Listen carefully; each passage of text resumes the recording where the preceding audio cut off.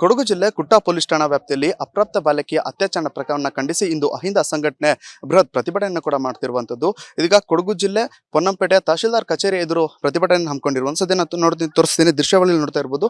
ಈಗಾಗಲೇ ಸಾಕಷ್ಟು ಅಹಿಂದ ಒಕ್ಕೂಟದ ನೇತೃತ್ವದಲ್ಲಿ ಇದೀಗ ಪ್ರತಿಭಟನೆ ನಡೆಸ್ತಾ ಇರುವಂತದ್ದು. ಅಂದ್ರೆ ಅಪ್ರಾಪ್ತ ಬಾಲಕಿನಿದ್ರೆ ಆಕೆಗೆ ಅತ್ಯಾಚಾರವಾದ ಸಂದರ್ಭದಲ್ಲಿ ಪೊಲೀಸ್ ಇಲಾಖೆ ಆಗಿರ್ಬೋದು ಹಾಗೂ ಸಂಬಂಧಪಟ್ಟ ಇಲಾಖೆ ಸೂಕ್ತ ರೀತಿಯಲ್ಲಿ ಕ್ರಮ ಕೈಗೊಂಡಿಲ್ಲ ಮತ್ತು ಅವರಿಗೆ ನ್ಯಾಯ ಒದಗಿಸಬೇಕು.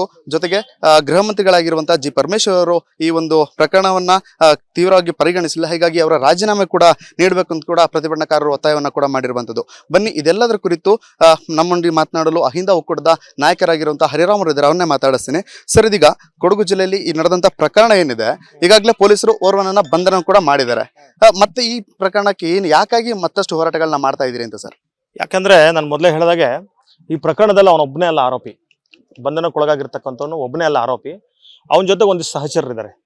ಮತ್ತೆ ಬಹಳ ಮುಖ್ಯವಾಗಿ ಪೊಲೀಸ್ ಸ್ಟೇಷನ್ ಅಲ್ಲಿ ಆ ಹುಡುಗಿ ಕಂಪ್ಲೇಂಟ್ ತಗೊಂಡೋಗಿ ಆ ಹುಡುಗಿ ಮತ್ತು ಕುಟುಂಬ ಹೋಗಿ ಹೇಳಿದಾಗ ಯಾರು ಪೊಲೀಸ್ ಕಂಪ್ಲೇಂಟ್ ತಗೋಬೇಕಾಗಿತ್ತೋ ಅವರೇ ಅದನ್ನ ಕಾಂಪ್ರಮೈಸ್, ದುಡ್ಡು ತಗೊಂಡು ಕಾಂಪ್ರಮೈಸ್ ಆಗ್ರಿ ಅಂತೇಳಿ ಕಾಂಪ್ರಮೈಸ್ ಮಾಡ್ಲಿಕ್ಕೆ ಪ್ರಯತ್ನ ಪಟ್ಟಿದ್ದಾರೆ. ಅಂದ್ರೆ ಆ ಪೊಲೀಸ್ ಅಧಿಕಾರಿಗಳು ಯಾರಿದ್ದಾರೆ ಅವರು ಕೂಡ ಇದಕ್ಕೆ ಪಾರ್ಟಿ ಆಗ್ಬೇಕು. ಮತ್ತೆ ಬಹಳ ಮುಖ್ಯವಾಗಿ ಇದರೆಲ್ಲದರ ಜೊತೆಗೆ ಇಡೀ ತಾಲೂಕನ್ನು ನೋಡ್ಕೋಬೇಕಾಗಿರ್ತಕ್ಕಂಥ ದಂಡಾಧಿಕಾರಿಗಳು ಅವರು ಕೂಡ ನಾವು ಇನ್ನು ನೋಡಿದ್ರಿ. ಈಗ ನಾವು ಕೇಳಿದಾಗ ನಮಗೆ ಈ ಪ್ರಕರಣ ಗೊತ್ತೇ ಇಲ್ಲ ಅಂತ ಹೇಳ್ತಾರೆ. ಮತ್ತೆ ಅದಕ್ಕಿಂತ ಬಹಳ ಮುಖ್ಯವಾಗಿ ಕರ್ನಾಟಕ ರಾಜ್ಯದಲ್ಲಿ ಸಿದ್ದರಾಮಯ್ಯ ಅವರು ಮುಖ್ಯಮಂತ್ರಿ ಆದ್ಮೇಲೆ ದಲಿತರೆಲ್ಲರೂ ನಮ್ಮ ದಲಿತರ ಬಾಳು ಹಸನಾಗ್ಬಿಡ್ತದೆ, ದಲಿತರ ಬದುಕು ಉದ್ಧಾರ ಆಗ್ಬಿಡ್ತದೆ, ಬಿಜೆಪಿ ಅವರು ಬಹಳ ಜಾತಿವಾದಿಗಳು, ಕೋಮುವಾದಿಗಳು, ಇವರು ಬಹಳ ಸಾಚಗಳು ಅನ್ನುವಂಥ ರೀತಿಯಲ್ಲಿ ನಾವು ಭಾವಿಸಿದ್ವಿ. ಆದ್ರೆ ಅವ್ರ ಅಧಿಕಾರಕ್ಕೆ ಬಂದ ಮೇಲೆ ಅಂತೂ ನೀವು ಬೇಕಾದ್ರೆ ಸ್ಟಾಟಿಸ್ಟಿಕ್ಸ್ ತೆಗೆದು ನೋಡ್ರಿ, ಪ್ರತಿನಿತ್ಯ ದಲಿತರ ಮೇಲೆ ದೌರ್ಜನ್ಯ, ಪ್ರತಿನಿತ್ಯ ದಲಿತರ ಮೇಲೆ ಅತ್ಯಾಚಾರ, ಕೊಲೆ ಇದು ನಡೀತಾ ಇದೆ. ಅಂದ್ರೆ ಇಲ್ಲಿ ಕಾಂಗ್ರೆಸ್ ಸರ್ಕಾರ ದಲಿತರ ಓಟನ್ನ ತಗೊಂಡು ದಲಿತರನ್ನೇ ಮುಗಿಸುವಂತ, ದಲಿತರನ್ನೇ ಕಡೆಗಣಿಸುವಂತ ನಿಟ್ಟಿನಲ್ಲಿ ಕೆಲಸ ಮಾಡ್ತಿದ್ದಾರೆ. ಮತ್ತೆ ಬಹಳ ಮುಖ್ಯವಾಗಿ ಹೋಮ್ ಮಿನಿಸ್ಟ್ರಿ ಏನು ಪರಮೇಶ್ವರ್ ಇದ್ದಾರೆ, ಅವ್ರು ಬಂದಾಗಿಂದ ಜೈನ್ ಕಾಲೇಜ್ ಇನ್ಸಿಡೆಂಟ್ ಇಂದ ಹಿಡ್ಕೊಂಡು ಉಪೇಂದ್ರ ಇನ್ಸಿಡೆಂಟ್ ಇಂದ ಹಿಡ್ಕೊಂಡು ಮಾಲೂರು ಮತ್ತೆ ಮಳವಳ್ಳಿ ಮತ್ತು ಚಿಕ್ಕಮಂಗ್ಳೂರು ಈ ತರದ ನಾನು ಬೇಕಾದ್ರೆ ಒಂದು 100 ಪ್ರಕರಣಗಳನ್ನ ಕೊಡಬಲ್ಲೆ. ಅಷ್ಟೂ ಪ್ರಕರಣಗಳಲ್ಲಿ ಅವರು ಒಂದು ಪ್ರಕರಣದಲ್ಲೂ ಕೂಡ ಅವರು ಕಾನೂನಾತ್ಮಕವಾಗಿ ಏನ್ ಮಾಡ್ಬೇಕು ಅದನ್ನ ಮಾಡಕ್ಕಾಗಿಲ್ಲ. ಮತ್ತೆ ಆ ಪ್ರಕರಣಗಳು ಮುಂದೆ ನಿಲ್ಲೋದಕ್ಕೆ ಏನ್ ಬೇಕೋ ಆ ಕ್ರಮ ತಗೊಂಡಿಲ್ಲ. ಹಾಗಾಗಿ ನನಗನ್ಸುತ್ತೆ ಪರಮೇಶ್ವರ್ ಅಸಮರ್ಥರಿದ್ದಾರೆ. ಅವ್ರಿಗೆ ಗೃಹ ಇಲಾಖೆ ನಿರ್ವಹಿಸಲಿಕ್ಕೆ ಸಾಧ್ಯ ಆಗಲ್ಲ. ಪಾಪ ಅವರು ಬೇರೆ ಅವ್ರ ಆಸ್ತಿ ಕಾಪಾಡೋದ್ರಲ್ಲಿ ಬ್ಯುಸಿ ಆಗಿದ್ದಾರೆ. ಹಾಗಾಗಿ ಅವ್ರ ಪಾಪ ರಾಜೀನಾಮೆ ಕೊಟ್ಟು ಯಾರಾದ್ರೂ ಸಮರ್ಥರಿಗಾದ್ರೂ ಕೊಟ್ಟರೆ ಅಟ್ಲೀಸ್ಟ್ ಈ ದಲಿತರ ಒಂದು ಅಟ್ಲೀಸ್ಟ್ ರಕ್ಷಣೆ ಆದ್ರೂ ಆಗುತ್ತೆ. ಹಾಗಾಗಿ ನಾವು ಪರಮೇಶ್ವರ ರಾಜೀನಾಮೆ ಕೊಡಬೇಕು ಅಂತ ಒತ್ತಾಯ ಮಾಡ್ಲಿಕ್ಕೆ ಮತ್ತು ಇವರಿಗೆ ನ್ಯಾಯ ಕೊಡಿಸ್ಲಿಕ್ಕೆ ಮತ್ತೆ ಸಮಾಜ ಕಲ್ಯಾಣ ಅಧಿಕಾರಿಗಳಿದ್ದಾರೆ ಅವ್ರ ಮೇಲೆ ಕೂಡ ಏನು ಸೂಕ್ತ ಕ್ರಮ ಜರುಗಿಸಬೇಕು ಅಂತೇಳಿ ಒತ್ತಾಯ ಮಾಡ್ಲಿಕ್ಕೆ ಇಲ್ಲಿ ಬಂದಿದ್ದೀವಿ ನಾವು. ಅಂದ್ರೆ ಈಗ ತಹಶೀಲ್ದಾರ್ ಈಗ ಭೇಟಿ ಮಾಡಿದ್ರು, ಅವ್ರಿಗೆ ಮನವಿಯನ್ನ ಕೊಟ್ಟಿದ್ರಿ, ನೆಕ್ಸ್ಟ್ ಯಾವ ತರ ಇರುತ್ತೆ ಸರ್ ಹೋರಾಟ?